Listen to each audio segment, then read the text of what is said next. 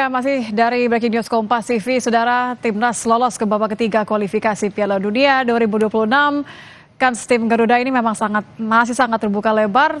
Kita lihat juga bagaimana para pecinta sepak bola atau penonton yang hadir menonton langsung momen-momen ketika pemain Timnas Garuda Indonesia berhasil menggolkan 2 gol ke kanan lawan Saudara, sehingga membuat Timnas pun lolos ke babak ketiga kualifikasi Piala Dunia. Kita akan bicara soal kans tim Garuda yang masih sangat terbuka lebar untuk lolos ke Piala Dunia 2026 di Kanada. Namun sebelumnya kita juga akan melihat bagaimana meriahnya, bagaimana gembiranya, euforianya para penonton, pecinta sepak bola. Ini lengkap dengan jersey Timnas mengenakan merah-merah ini sebagai bentuk dukungan kepada kemenangan dari Indonesia, Timnas Indonesia, Garuda yang lolos ke babak ketiga kualifikasi Piala Dunia. Begitu euforia terasa di Stadion GBK Senayan, Jakarta, Saudara. Tadi juga sebelumnya sudah ada laporan langsung dari jurnalis Kompas TV, Niputu Trisnanda, yang menyebutkan bahwa ada begitu banyak apresiasi dari para pecinta sepak bola, mengingat bahwa ini adalah sejarah pertama kali Indonesia lolos ke babak ketiga kualifikasi Piala Dunia. Bisa dikatakan ini adalah langkah terbaik Indonesia sejauh ini. Bahkan Presiden Joko Widodo yang menonton langsung, hadir langsung di Stadion GBK malam ini, didampingi oleh Menpora dan juga Ketua Umum PSSI, tadi mengatakan mengapresiasi permainan terbaik dari Garuda Indonesia pada malam ini, Saudara. Dan memang setelah ini masih cukup panjang sebenarnya langkah Timnas untuk membuktikan diri, maju terus langkahnya di kualifikasi Piala Dunia, mengingat bahwa setelah ini di babak ketiga nanti masih akan ada pembagian 3 grup, di mana sampai saat ini sudah ada 18 tim di zona Asia yang lolos ke fase selanjutnya di kualifikasi Piala Dunia 2026, Saudara.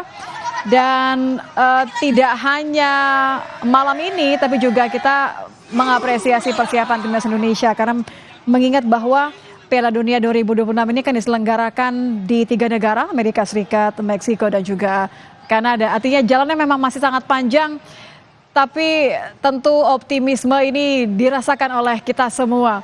Bicara mengenai kans tim Garuda yang masih sangat terbuka lebar untuk lolos ke Piala Dunia 2024, kita akan berbincang bersama dengan pengamat sepak bola Bung Yusuf Kurniawan. Selamat malam, Bung Yusuf. Halo. Malam, Bung Yusuf. Suaranya terdengar jelas, Bung Yusuf. Saya rasa termasuk juga suara hati, euforia ini, begitu rasa bangga begitu ya, terasa sekali. Ini berapa jempol yang Bung Yusuf mau kasih untuk Timnas malam ini? Ya, kita patut bersyukur ya, berbahagia pastinya, karena ini mungkin sejarah yang sangat panjang yang sudah lama kita rindukan. Terakhir kali kita punya kesempatan lolos ke fase ketiga itu Piala Dunia tahun 86. Jadi sudah hampir 35 tahun ya, ataupun 36 tahun kita akhirnya baru sampai di titik tersebut. Jadi kita harus syukuri, itu yang pertama. Yang kedua juga saya kira jangan terlalu euforia berlebihan, karena tantangan ke depan jauh lebih berat. Mengingat tiket ke putaran ketiga ini belum memastikan apa-apa untuk kita bisa merajut mimpi ke Piala Dunia 2026. Karena masih ada 18 tim lainnya ataupun 17 tim lainnya bersama kita 18 yang akan beradu aksi untuk memperebutkan 6 tiket lanjutan di babak keempat. Jadi perjuangan masih panjang nih. Jadi kita jangan terlalu euforia dulu, walaupun kita juga berikan apresiasi kepada tim yang dilatih oleh Sintayong dan juga para pemain yang sangat luar biasa, sehingga kita bisa sampai di fase ini. Ya, artinya babak penentuannya justru nanti tahap penentuannya di babak ketiga ya, Bung Yuke ya. Kalau kita bisa lihat, apalagi ini panjang sekali. Kalau kita melihat dari performa malam ini, katakan saja, apa yang menurut Bung Yuke berhasil bisa dilanjutkan, apa juga yang menjadi catatan dari pertandingan malam ini? Iya, kita berhasil dalam konteks membuat gol ya. Itu yang kemarin kita sulit sekali, walaupun kita banyak menciptakan peluang ketika melawan Irak misalnya, tapi tidak ada gol yang tercipta. Akhirnya kita malah dihukum oleh lawan ya. Padahal saat itu kita sangat dominan ya, dari peluang, dari possession. Nah, tadi kita bisa memecahkan kesulitan itu, membuat skor itu yang terpenting. Walaupun juga yang harus kita perhatikan, kita masih punya kelemahan pada finishing di sektor depan. Karena penyerang-penyerang kita sejauh ini masih kesulitan untuk bisa membuka skor. Gol-gol yang tercipta juga lebih banyak dari bola set pieces yang dieksekusi oleh para pemain second line kita. Entah gelandang kita seperti tadi Tom Haye ataupun juga main belakang kita seperti tadi Rizky Ridho. Jadi sektor depan kita nih, penyerang kita ini yang tampaknya masih harus terus dieksplorasi lagi, didapati lagi pemain yang punya kualitas yang tajam gitu ya, sehingga kita bisa punya banyak opsi, tidak hanya mengandalkan dari second line tapi juga terutama dari di depan kita yang sejauh ini masih kurang gitu ya. Untuk memanfaatkan waktu yang ada, bagaimana Bung Yuke? Karena kan kalau kita lihat di babak ketiga, zona Asia ini kan tadi dipenuhi oleh pemain-pemain yang katakan saja memiliki pengalaman, memiliki sepak terjang yang jauh di atas kita ya. Mungkin saja bertemu dengan Korea Selatan, Jepang, atau tim-tim lain yang ya mereka punya pemain yang jauh lebih terbiasa dengan pola permainan di kancah dunia begitu.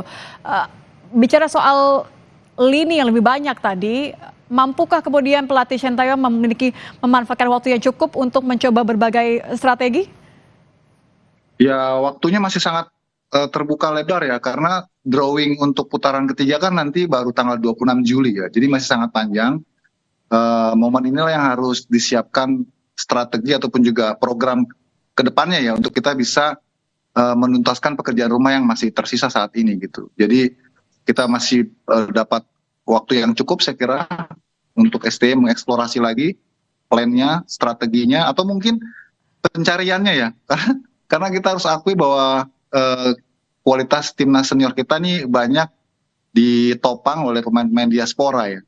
Namun sejalan dengan itu ternyata juga belum otomatis menyelesaikan masalah, terutama di sektor depan. Inilah yang saya kira harus dicarikan jalan keluarnya gitu. Baik, jadi boleh berbahagia, kita mensyukuri, mengapresiasi malam ini, tapi setelah itu kembali lagi menyusun strategi terbaik supaya tidak mentok di perayaan malam ini saja gitu ya Bung Yuki ya?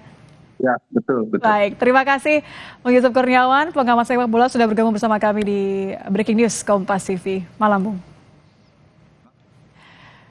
Langkah Indonesia masih cukup jauh, namun juga kansnya seperti yang dikatakan oleh pengamat sepak bola tadi, Bung Yuke mengatakan bahwa masih ada kans terbuka lebar bagi timnas Indonesia selama disiplin memanfaatkan lini terbaik kita dan juga tidak cepat merasa puas begitu. Bagaimana timnas lolos ke babak ketiga kualifikasi Piala Dunia ini tidak berhenti di malam ini saja, mengingat bahwa di babak ketiga nanti ini adalah tahapan penentuan. Ada banyak negara-negara dari zona Asia yang terbagi di 3 grup yang akan memberikan perlawanan tidak setengah-setengah tentunya kepada timnas Indonesia, tapi dukungan dari masyarakat para pecinta sepak bola tidak akan berhenti sampai di sini. Dan demikianlah Breaking News Kompas TV. Saya Nitya Anissa. Terima kasih. Sampai jumpa.